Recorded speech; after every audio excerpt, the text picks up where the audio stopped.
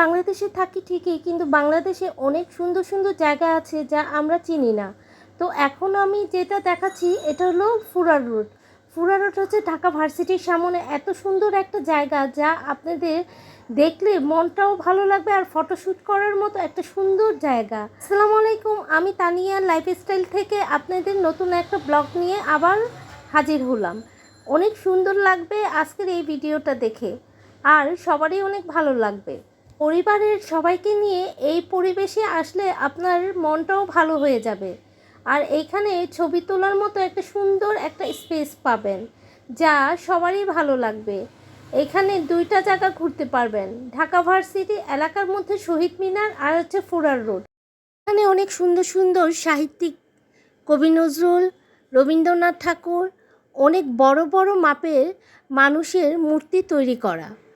আর অনেকে হয়তো বা অবাক হবেন তাদের জন্ম তারিখ, তারা কত সালে জন্ম হয়েছে, তাদের অ্যাড্রেস, তারা কি নাম দেওয়া, তাদের সব কিছু ডিটেলস এখানে তাদের পাওয়া যায়।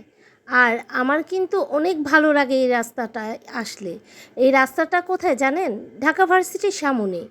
আপনারা বললেই হবে ঢাকা ভার্সিটির সামনে ফুলার রোডে যাব, তবে এই রিকশাওয়ালা মামা আপনাকে নিয়ে যাবে।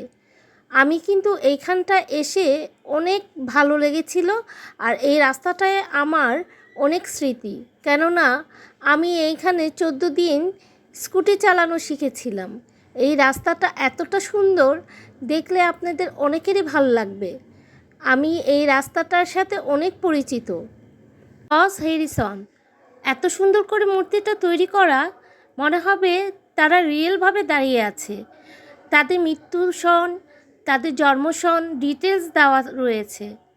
এখানে শুধু তার না, আরও বড় বড় সাহিত্যিক, কাজী নজরুল ইসলাম আর রবীন্দ্রনাথ ঠাকুর, বিভিন্ন রকমের বড় বড় সাহিত্যিকদের এখানে ভাস্কর্য পেয়ে যাবেন। এই ভাস্কর্যগুলো সিমেন্ট দিয়ে তৈরি আর সাদা চুনার কাজ করা। বিকেল হলে এইখানটায় দেখা যায় অনেক মানুষকে।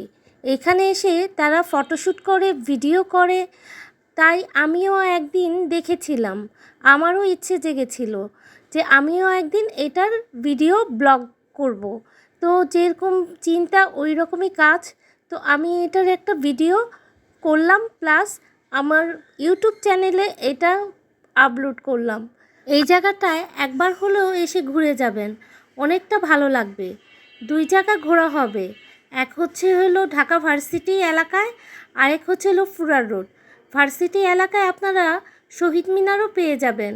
আমি যখন যাব রাস্তা দিয়ে তখন আমি শহীদ মিনারটা দেখাবো।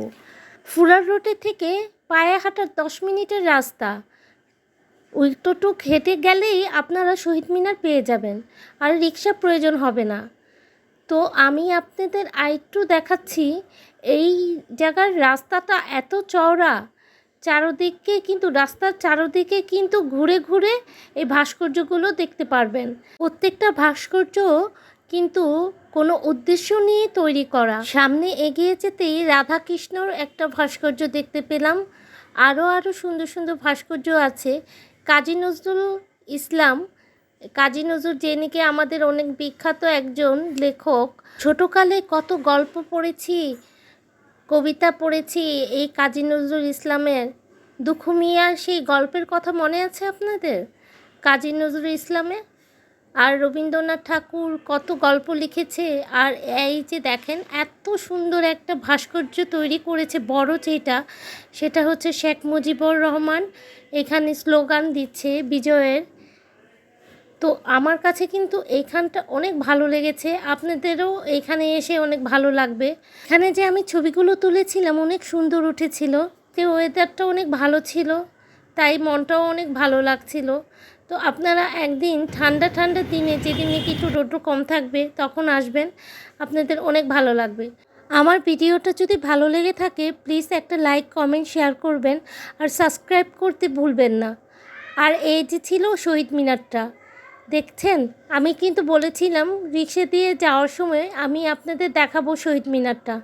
এই যে চলে এসেছি শহীদ মিনারের কাছে। চাইলে আমি কিন্তু থামিয়ে এখানটায় একটু বসে দেখে যেতে পারি, কিন্তু আমার দেরি হয়ে যাবে বলে আমি আর দেরি করছি না, রিকশায় বসেই আপনাদের ভিডিওটা দেখাচ্ছি। আপনাদেরকে বলেছিলাম না আজকে ওয়েদারটা অনেক সুন্দর, আর এই যে দেখো কত সুন্দর আকাশটা। এইরকম আকাশ দেখলে কার না মনটা ভালো লাগবে বলো।